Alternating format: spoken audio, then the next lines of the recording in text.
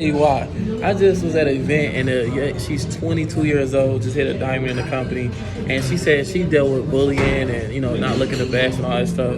And she from Miami, Florida, and all that stuff, right? And I'm looking like a lot of women that look really nice, most likely probably dealt with that coming up. And so they find themselves in a position of like higher status now, and they just like, because to get back at that, to like combat it from that.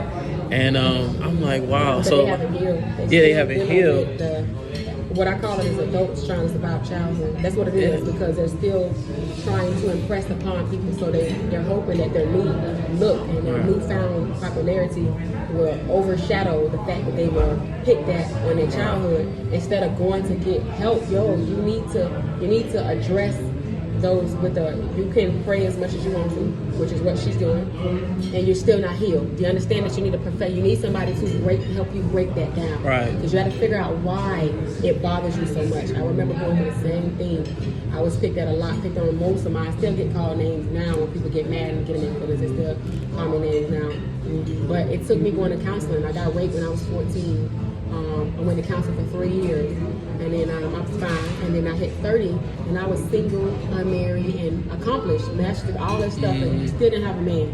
And that put me in a state of depression. When I went to counseling, I realized that I was comparing myself to other people's lives, right? Because that's a big reason people in depression. Comparison is a demon. I was comparing myself. I saw all these women that were my age or younger that had met their husbands in college and graduated with them, married, and got these families, and I keep looking like, dang, like what's going on with me?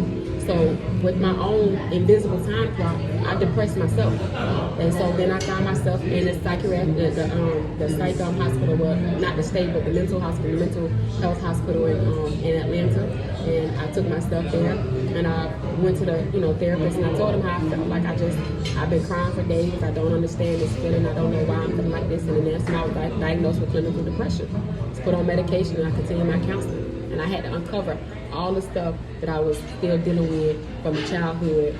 And then nothing to do with my rape, because my counseling at the time was just about my rape and making me understand that it wasn't my fault. Because I thought it was my fault. I thought I did something to this person to make them do this. And I had to understand that I didn't do it. It doesn't matter if I had been walking around the streets naked. I still didn't deserve what happened to me.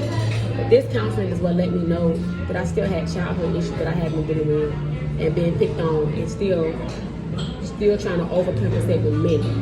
Trying to make sure they like me. Right. Like me. Do you really like me for me?